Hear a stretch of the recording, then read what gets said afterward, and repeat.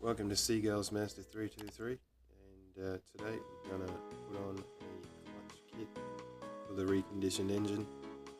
So, steps to do it, what needs to be replaced while you're doing it. Fortunately, with the B6 engine, there's a few ways you can take out the spigot bearing, or the pilot bearing, out of the flywheel. You can do it with it on the block or with the flywheel off.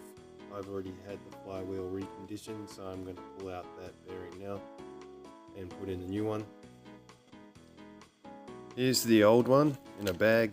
It was still in pretty good condition. Uncertain whether or not when I had the flywheel reconditioned that if this was replaced or if it wasn't, but it looks really good, and I tested it with a bit of diagonal pressure. There was no resistance or noises coming from it, so I've bagged it up and I'm going to keep it as a spare. Now the new one is in here. To get the old one out, I just hit it with some WD-40 penetrate and let it sit overnight, and I literally just came with my finger and popped it out.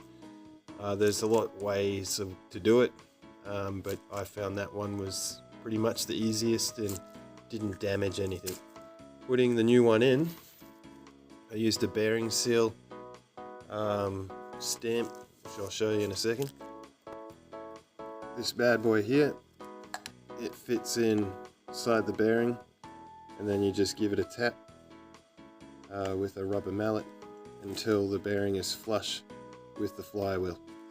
And that is very tight, so as it should be. So the Extreme Performance clutch for this car happens to be also a crossover part with the Ford. So for those of you playing at home, but this will need to be cleaned before it's installed. I'll be using some brake cleaner for that.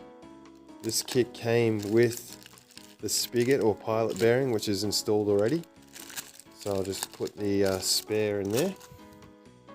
There's the spare throwout.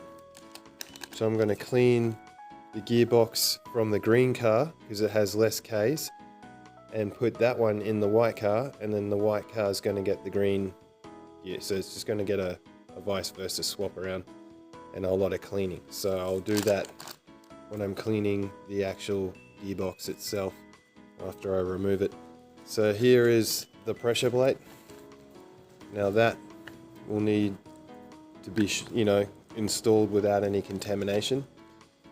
And that also comes with a little bit of grease in this kit for the spline. But I'll do that later when I'm actually fitting it up. Okay, so I checked the torque spec of the flywheel bolts, and that's going to be between 96 and 103 Newton meters of torque press. So they're all double checked. I've just marked them. Got the pressure plate ready to go in, so I've got the alignment tool. I'm just going to put that inside there, the spigot bearing. Now this one will actually tell you what side it needs to be facing, which is handy as well. So that's in. Line him up. Okay. And then we'll get the cover, and then you can start snugging up a few bolts before we can really torque them to spec and just check that everything's aligned.